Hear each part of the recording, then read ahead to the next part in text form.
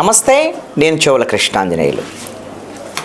YS Sharmila కుమారుడు రాజారెడ్డి ప్రియా అట్లూరితో వివాహం సందర్భంగా నిన్న హైదరాబాదులో ఘనంగా రిసెప్షన్ జరిగింది. చాలా ప్రముఖులందరూ కూడా ఈ రిసెప్షన్కి హాజరైనటువంటి పరిస్థితి ఉంది.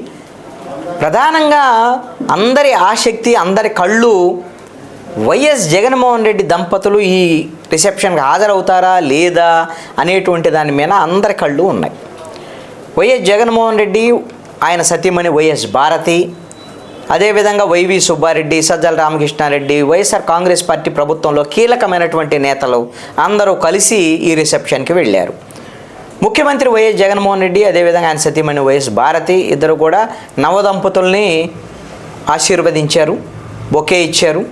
అయితే ఈ సందర్భంగా ఒక ఆసక్తికరమైనటువంటి చర్చ జరుగుతుంది.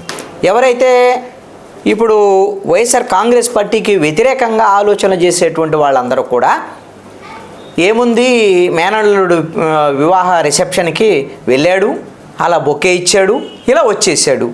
కనీసము ఆ మేనల్లుడు వివాహ రిసెప్షన్ సందర్భంగా పట్టుమని 10 నిమిషాలు కూడా గడపలేదు, ఆయన బాధ్యత కూడా నిర్వర్తించలేదు. ఈ రాష్ట్రంలో ఉండేటువంటి పేద పిల్లలందరికీ కూడా నేను మేనమావంగా ఉంటా అన్నారు జగన్మోహన్ రెడ్డి. ఆయన అసలు మేనల్లుడికే బాధ్యతలుగా లేకుండా ఉన్నారు అనేటువంటి విమర్శలు చేస్తారు వైఎస్ఆర్ కాంగ్రెస్ పార్టీ మీద వ్యతిరేకతతో ఉన్నటువంటి వాళ్ళు. ఇది మామూలే. ఆ మీడియా కూడా కొంతమంది ఏముంది, ఆయన అలా వెళ్ళారు, ఇలా వచ్చారు, ఇద్దరి మధ్య సఖ్యత లేదు, షర్మిల జగన్మోహన్ రెడ్డి మధ్య అనేటువంటి విషయాన్ని కూడా ప్రస్తావన చేశారు. దానికోసం ఏం చెప్తున్నారు అని అంటే, షర్మిల అదేవిధంగా బ్రదర్ అనిల్ని షర్మిల భర్త అనిల్ని వీళ్ళిద్దరిని బొకే ఇచ్చేటప్పుడు జగన్మోహన్ రెడ్డి పిలిస్తే వాళ్ళు రాలేదు, కాబట్టి ఆ విభేదాలు బట్టబయలైనవి అనేటువంటి విధంగా కొంతమంది ఆ జగన్మోహన్ రెడ్డికి వ్యతిరేకంగా ఉండేటువంటి వాళ్ళు చెప్తున్నటువంటి మాటలు. ఇక్కడ ఒక అంశం ఏమిటి అని అంటే, మనం గమనించాల్సినటువంటి అంశం, వైఎస్ షర్మిల తన కుమారుడు పెళ్ళి అని నిర్ణయించుకున్న తర్వాత మొట్టమొదటిసారి ఆవిడ ఇడుపులపాయికి వెళ్ళి తన తండ్రి సమాధి వద్ద ప్రార్థనలు చేసింది. మొట్టమొదటి పెళ్లి కార్డుని తాడేపల్లికి వచ్చి ముఖ్యమంత్రి వైఎస్ జగన్మోహన్ రెడ్డికి అనిలు, అదేవిధంగా షర్మిల వాళ్ళ కుటుంబ సభ్యులందరూ వచ్చి వైఎస్ జగన్మోహన్ రెడ్డి వాళ్ళ కుటుంబీకులందరినీ కలిసి స్వయంగా వీళ్ళకి ఆ వివాహ రిసెప్షను, అదేవిధంగా పెళ్లి ఆహ్వాన పత్రిక, మొట్టమొదటి ఆహ్వాన పత్రికని షర్మిల తన అన్న జగన్మోహన్ రెడ్డికి అందించారు. ఇప్పుడు ఇంతకన్నా వాళ్ళ మధ్య అన్యోన్యత ఉంది అనేది చెప్పడానికి చిన్న చిన్న విభేదాలు ఉంటే ఉండొచ్చు, అదే పెద్ద విభేదాలు అనుకోండి. ఎందుకోసమనంటే, ఆవిడ నిన్న రిసెప్షన్ జరిగింది, రేపు విడుపులపైకి వెళ్ళబోతున్నారు. అదేవిధంగా 21వ తారీఖున విజయవాడకు వచ్చి ఆవిడ కాంగ్రెస్ పార్టీ తరఫున బాధ్యతలు స్వీకరించబోతున్నారు. మరి ఇలాంటి పరిస్థితుల్లో రాజకీయంగా కాంగ్రెస్ పార్టీ వైఎస్ఆర్ కాంగ్రెస్ పార్టీకి వ్యతిరేకమే కదా. అలాగని వాళ్ళ మధ్య తీవ్రమైనటువంటి విభేదాలు లేవు అనటానికి తన అన్న దగ్గరకు వచ్చి ఈ విధమైనటువంటి ఆహ్వాన పత్రిక ఇవ్వటం చాలా కీలకమైనటువంటి. అలాగని మీరు ఒకవేళ షర్మిలతో రాజకీయపరమైనటువంటి విభేదాలు, వ్యక్తిగతమైన విభేదాలు, అదేవిధంగా వాళ్ళ కుటుంబానికి సంబంధించినటువంటి విభేదాలు జగన్మోహన్ రెడ్డికి ఎక్కువ ఉన్నాయని అనుకుందాం. చాలామంది అంటూ ఉంటారు, వైఎస్ భారతికి అదేవిధంగా షర్మిలకు కూడా ఏదో ఘర్షణలు ఉన్నాయి, వాళ్ళిద్దరి మధ్య మనస్పర్ధలు ఉన్నాయని అంటారు. మరి వాళ్ళు అంత మనస్పర్ధలు ఉంటే ఇప్పుడు జగన్మోహన్ రెడ్డి సతీ సమేతంగా షర్మిల కుమారుడు వివాహానికి రిసెప్షన్కి వెళ్ళాల్సి ఎందుకు వెళ్తాడు? వాడు కాదు కదా. మామూలుగా అయితే వద్దు అనుకుంటే వదిలేసేసేవాళ్ళే. ఆవిడ కూడా వచ్చి ఆహ్వాన పత్రం ఇచ్చేటువంటిది కాదు.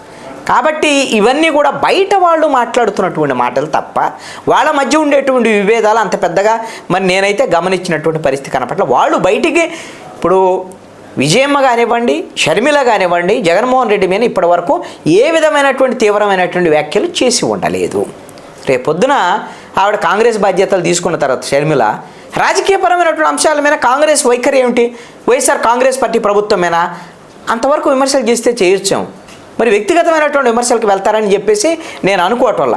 కాబట్టి ఇది పెద్ద వైఎస్ఆర్ కాంగ్రెస్ పార్టీకి నష్టం కలిగించేటువంటి అంశంగా ఉంటుందని నేను అనుకోవట్లా. నిన్నగిన మీరు ఈ రిసెప్షన్లో గమనిస్తే ఒకసారి జగన్మోహన్ రెడ్డి తన తల్లి విజయమ్మని ఆలింగనం చేసుకొని ఆవిడ వచ్చేటప్పుడు కూడా ఆవిడతో మాట్లాడి ఒక ఆత్మీయంగా పలకరించి ఆత్మీయంగా షర్మిల, అదేవిధంగా షర్మిల కుమార్తెని వీళ్ళందరినీ పలకరించి జగన్మోహన్ రెడ్డి వచ్చారు.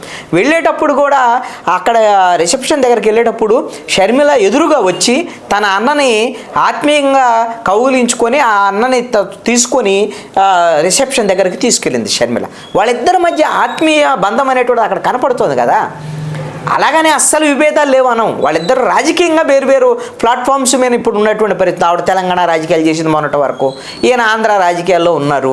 ఆవిడ తెలంగాణలో ఫెయిల్ అయింది, ఇప్పుడు కాంగ్రెస్ పార్టీ తరఫున ఆంధ్ర రాజకీయాలకు వస్తుంది. ఆవిడ ఇద్దరికి ఏమీ అసలు విభేదాలు లేవుంటే ఆవిడ వైఎస్ఆర్ కాంగ్రెస్ పార్టీలోనే ఉండేవాళ్ళు కదా. కాబట్టి తీవ్రమైనటువంటి విభేదాలు లేవు, రాజకీయపరమైనటువంటి విభేదాలు మాత్రమే ఉన్నాయని నేను అనుకుంటున్నా. ఇంకొకటి ఏమిటి అంటే ఇప్పుడున్నటువంటి పరిస్థితుల్లో వైఎస్ఆర్ కాంగ్రెస్ పార్టీకి షర్మిల కాంగ్రెస్కు రావటం వల్ల ఈ వైఎస్ఆర్ కాంగ్రెస్ పార్టీ నుంచి ప్రభుత్వ వ్యతిరేకంగా ఉండేటువంటి కొన్ని ఓట్లు తెలుగుదేశం జనసేనకి వెళ్లకుండా కాంగ్రెస్ పార్టీకి వెళ్తే పరోక్షంగా వైఎస్ఆర్ కాంగ్రెస్ పార్టీకి ఉపయోగపడేటువంటి పరిస్థితులు ఉన్న నేపథ్యంలోనే షర్మిల కాంగ్రెస్ పార్టీలోకి వచ్చారు. అందుకనే ఇప్పుడు కొంతమంది డొక్కా మాణిక్య వరప్రసాద్, ఆళ్ల రామకృష్ణారెడ్డి, కాపు రామచంద్రారెడ్డి ఇలాంటి వాళ్ళందరూ కాంగ్రెస్ పార్టీలో చేరబోతున్నారు షర్మిల నేతృత్వంలో అనేటువంటిది చర్చ కూడా ఉంది. మరి ఎన్ని అంశాల మీద ఏం జరుగుతుంది ఏమిటి అనేటువంటి దాని మీద ఖచ్చితంగా చూడాల్సినటువంటి పరిస్థితి అయితే ఉంది. వీళ్ళిద్దరి మధ్య మాత్రం ఈ ఆత్మీయ బంధం ఉందా, లేకపోతే రాజకీయ విభేదాలు ఉన్నాయా, లేకపోతే తీవ్రమైనటువంటి విభేదాలు ఉన్నాయా ఏమిటి అనేటువంటి దాని మీద షర్మిల కాంగ్రెస్ రాజకీయాల్లోకి వచ్చి రేపు 21వ తేదీన బాధ్యతలు తీసుకుంటున్న తర్వాత ఏ విధంగా ఆవిడ రియాక్ట్ అవుతారు తన అన్న రాజకీయాల మీద, తన అన్న ప్రభుత్వం మీద అనేటువంటి దాని మీద ఆధారపడి ఉంటుంది.